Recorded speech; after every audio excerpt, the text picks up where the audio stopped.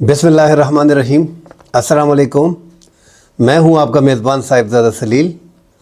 उम्मीद है आप जहां भी होंगे खैर खैरियत से होंगे। आज 15 नवंबर 2025 हफ्ते का दिन है। आज की अहम खबरों के साथ नाज़रीन आपकी खिदमत में हाजिर हैं। टीटीपी की शिद्दत पसंदी अफ़गानिस्तान से अफ़गानिस्तान की सरजमीन पाकिस्तान के ख़िलाफ़ इस्तेमाल हो रही है।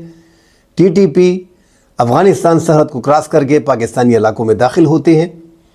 पाकिस्तान ने अफ़गानिस्तान में बफर जोन बनाने का फ़ैसला किया है, जो एक बड़ा फ़ैसला है पाकिस्तान की तरफ से। इस पे नाज़रीन डिटेल से बात करेंगे कि बफर जोन दोनों अतराफ से जगह छोड़ी जाएगी या अफ़गानिस्तान के एरिया में बनाया जाएगा। क्या अफ़गान तालिबान इसके लिए राज़ी हैं? इस हवाले से नाज़रीन डिटेल से बात करेंगे। साथ पाकिस्तान और अफ़गानिस्तान के माबैन जैसे कशीदगी है, दोनों अतराफ की तिजारत मुकम्मल तौर पे बंद है। पाकिस्तान ने बार्डर मुकम्मल तौर पे बंद कर दिए हैं। अफ़गान ट्रांजिट रेट मुकम्मल तौर पे रुक गई है। 5500 के करीब कंटेनर जो हैं वो अफ़गानिस्तान के फंसे हैं।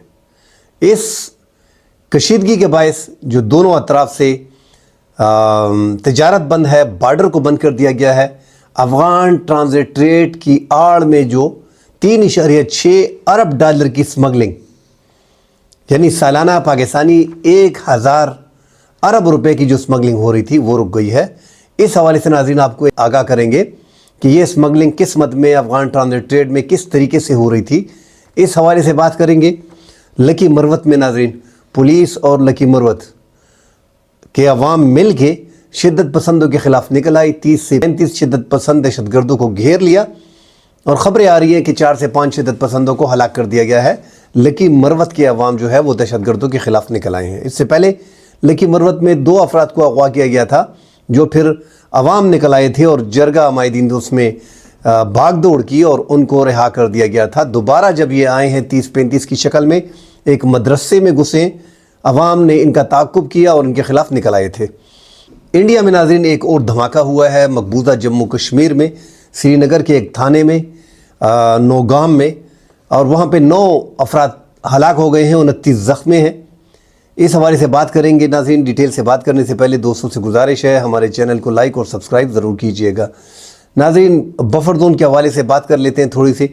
एक तो अफ़गान तालिबान को 2021 में जब लाया गया था, मतलब पाकिस्तान की सपोर्ट से ये आए थे, और आपको याद होगा कि ISI के उस टाइम पे सरबरा DGISI जनरल फैज़ हमीद जो थे, उन्होंने बाकायदा चाय वहाँ पे पी, और वो चाय का कप जो था वो आइडेंटिटी थी ऐसी कि जो अभिनंदन को 2019 में MiG-21 फाइटर जेट को जो पाकिस्तान ने निशाना बनाया और फिर उसको कैप्चर किया और उसको फिर चाय पिलाई गई, तो उस चाय के कप से इंडिया को बड़ी खार आ रही थी। इसलिए उस टाइम पे जनरल फेज़ की वो तस्वीर बड़ी फेमस हो गई थी वो, मगर आज वो पाकिस्तान को बड़ी कास्टली पड़ रही है। उस टाइम पे पाकिस्तान ने ऐलान किया था कि काबल, ऐसे लग रहा था दुनिया में ऐलान हो रहा था कि पाकिस्तान ने काबल को फतह किया है। तालिबान असल में पाकिस्तान के प्रॉक्सी हैं। तालिबान के साथ पाकिस्तान की सारी बातें पहले से हो चुकी थी।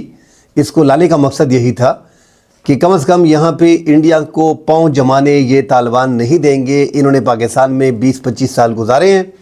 पाकिस्तान ने इनकी मदद की है जंग में। पाकिस्तानी सरहद पे ये मेहमान के तौर पे पाकिस्तान ने इनको ठहराया।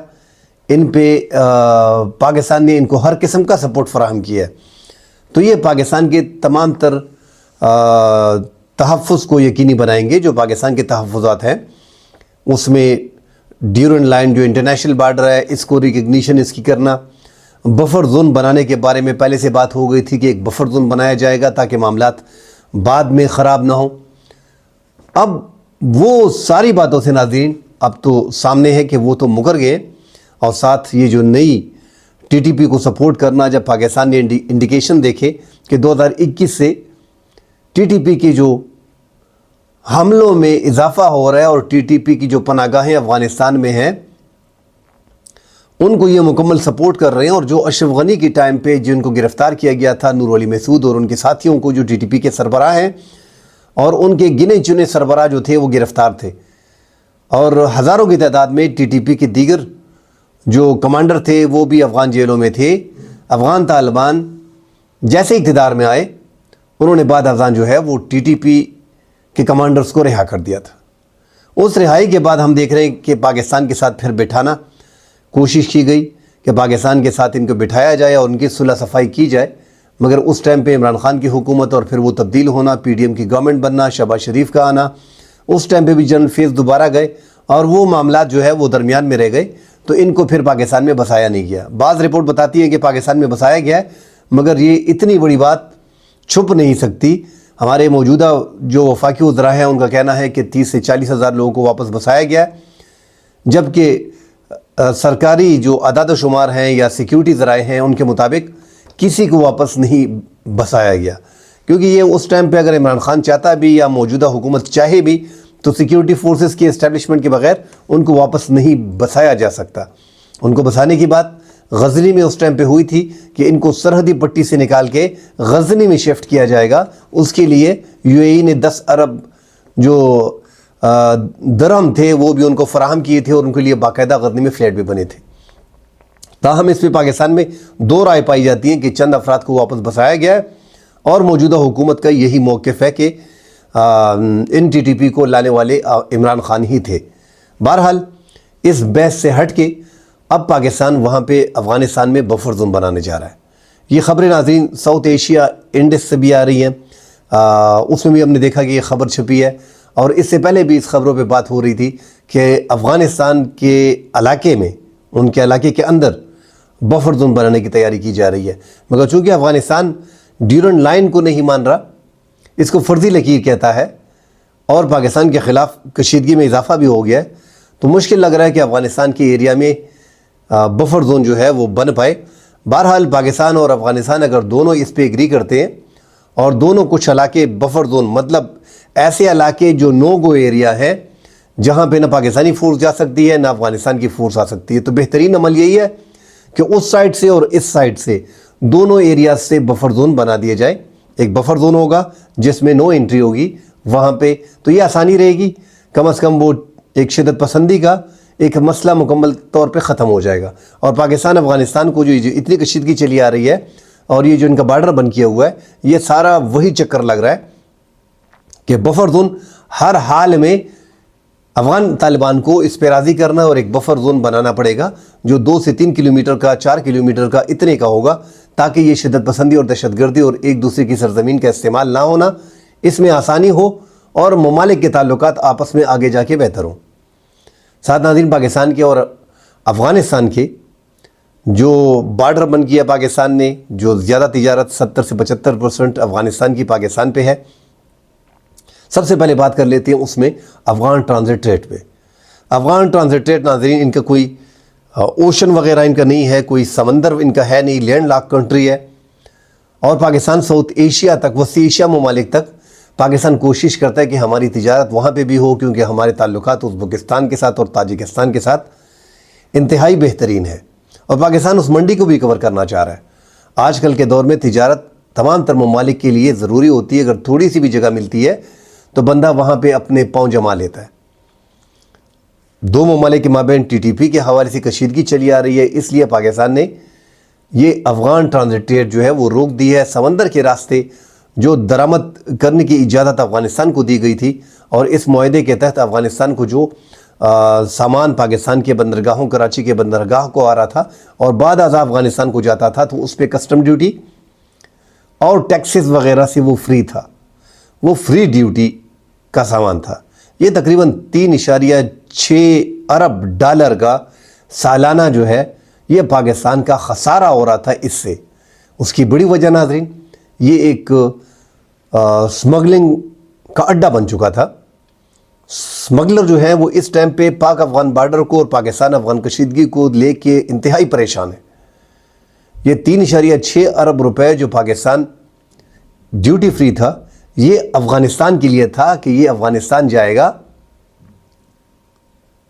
اور وہاں پہ یہ استعمال ہوگا، مگر چونکہ پاکستان اس پہ ڈیوٹی فری، کوئی ٹیکس نہیں، کوئی کسٹم ڈیوٹی نہیں، یہ واپس جو ہمارے سمگلرز ہیں خیبر پختونخوا کے آس پاس کے اور کچھ راستوں میں پنجاب میں، ان کو خالی کر دیا تھا، ان کنٹینروں کو خالی کر دیا جاتا تھا اور وہ ڈیوٹی فری جو ہے وہ ان کو فائدہ ملتا تھا۔ اب ناظرین اگزامپل دوں اس کی سمجھنے کے لیے، جیسے الیکٹرانک کے سامان ہو گئے ہیں اور فونز ہو گئے ہیں.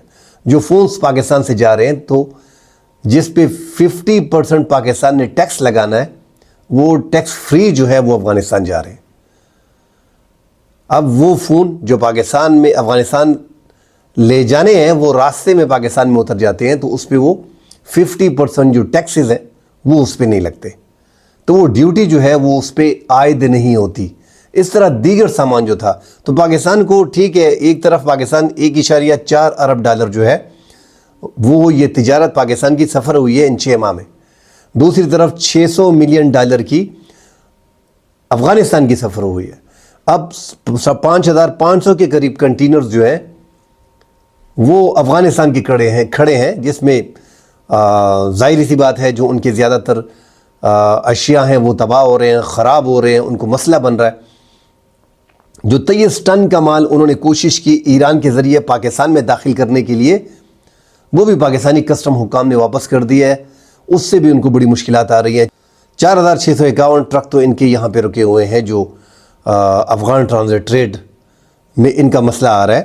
729 چمن کے قریب چمن بارڈر پہ ہیں اور 142 کنٹینر جو ہیں وہ تورخم بارڈر پہ ہیں. اس طرح دیگر جو کراسنگ ہے وہاں پہ بھی بڑا مسئلہ آ رہا ہے جو غلام خان کا بارڈر ہے. تو افغان شہریوں کو اس ٹائم پہ مشکلات اس لیے پیش آ رہی ہیں کہ ان کے جو طالبان ہیں ان کے پاکستان کے ساتھ جو تعلقات خراب ہوئے ہیں وہ TTP کو لے کے ہوئے ہیں. پاکستان کبھی نہیں چاہتا کہ افغان عوام کو یا پاکستانی عوام کو یہاں پہ جو پشتون ہے اور وہاں پہ جو پشتون ہے اور جو چمن کے راستے بلوچ ہیں, پشتون ہیں اور جو افغانستان کی اس سائڈ پہ ہیں کہ ان کو نقصان ہو.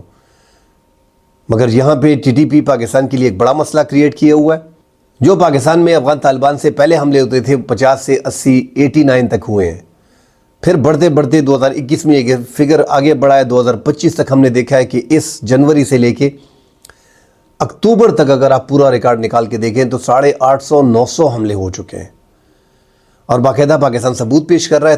اس لیے افغانستان کے ساتھ پاکستان نے تجارت بند کی ہوئی ہے. زیادہ تر پاکستان کا الیکٹرانک کا سامان, ٹیکسٹائل کا سامان, سگریٹس, فونز یہ افغانستان جایا کرتے تھے. پاکستان کو جو نقصان ہوا ہے ازبکستان اور تاجکستان کی جو آرڈرز ہم نے لیے ہیں اور اس حساب سے جو ان کو وہاں پہ فراہم کرنا ہے تو وہ پاکستان جو ہے وہ بائی ایئر وغیرہ اب بھجوائے گا. تو پاکستان کو بھی مشکلات ڈیفینیٹلی آ رہی ہیں, مگر افغان طالبان کا زیادہ نقصان اس لیے ہو رہا ہے کہ اگر وہ چیخیں مارے ہیں کہ ہم ایران سے لے کے آئیں گے تو آپ ایران جو ہے وہ اپنے فریش فروٹ لے کے گئے ہیں اور تفتان کے ذریعے جب آپ اندر داخل ہوئے آپ نے کوشش کی ہے کہ وہ واپس پاکستان کے اندر آئے اور پاکستان نے اس کی اجازت نہیں دی.